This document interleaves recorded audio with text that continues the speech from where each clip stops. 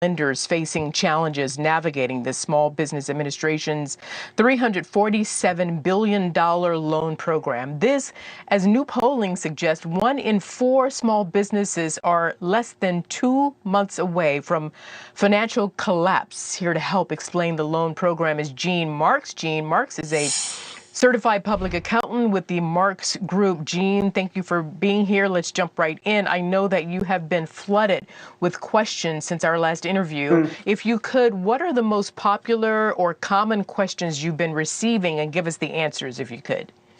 Sure thing, Arthel. The first answer is a little bit of a longer one because it is the most important one. The biggest question I'm getting is, what are my options as a small business owner?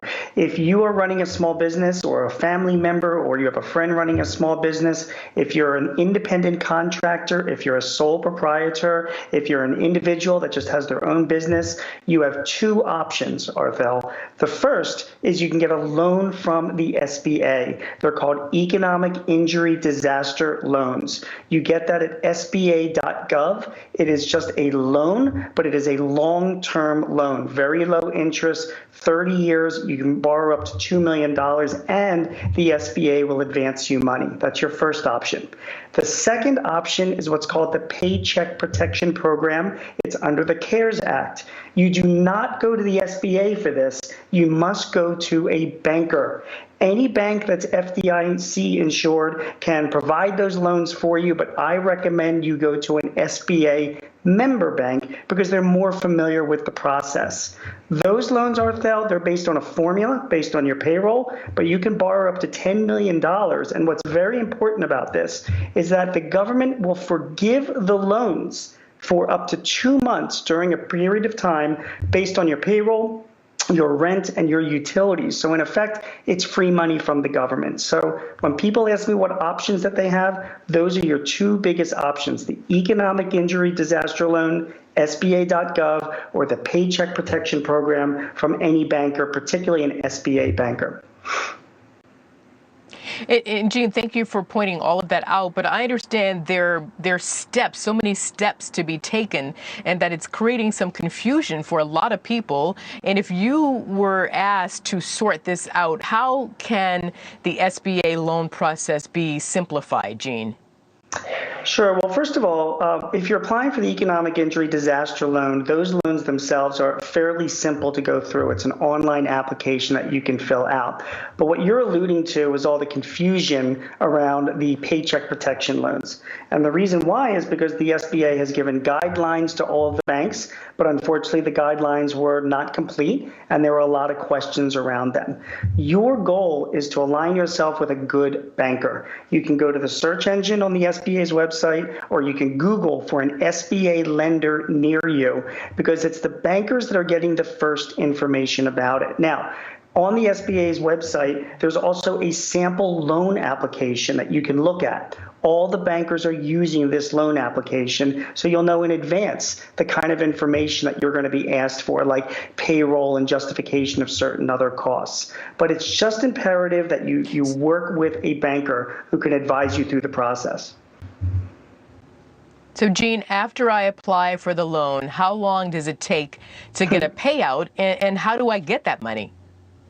So that is the second biggest question that I get, other than what are my options. Right now, we're telling our clients that you're going to have to wait probably about 1 to 2 weeks to see the money.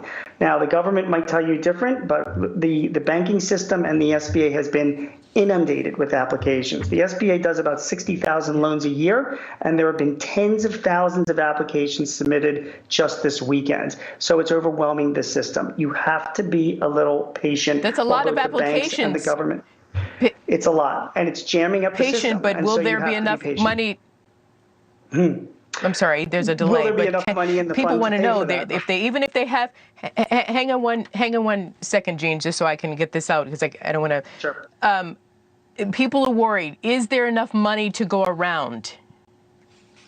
Right now, the fund is at $350 billion. The government is projecting that that fund, based on current applications, will be gone by the beginning of June. So it's going to be imperative. It's going to be back on the shoulders of Congress and the president to approve more money to replenish that fund. So we're telling our clients, and if you're listening to this, get on your horse now. Whether or not you think you might not need the money for a month or two, start the application process now because it's first come, first serve.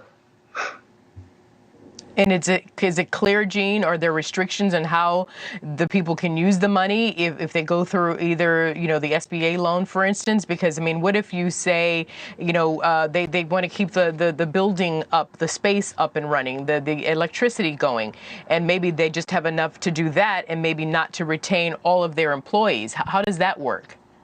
Correct. So the key thing is for the Paycheck Protection Program. That's under the CARES Act. That's the loan that you get through your banker. Now, that amount of money is based on your payroll. The forgiveness is going to be based on, the payroll that you pay during an 8-week period of time.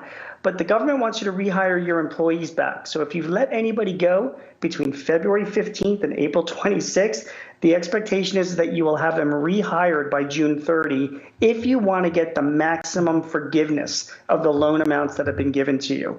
If you don't rehire all your employees by then, you will still get some forgiveness. You'll still get some of that free money, but it will be less because there are incentives based on the formula for you to bring everybody back by June 30th.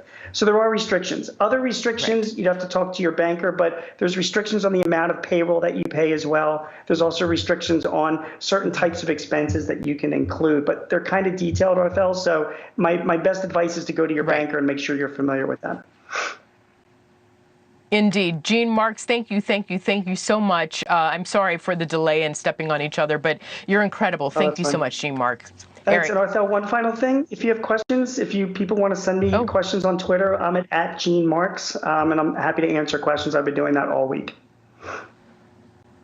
I know you've been answering questions. We thank you so much for that. At Gene Marks, everybody. He's asking for it. He's willing to help. Thank you.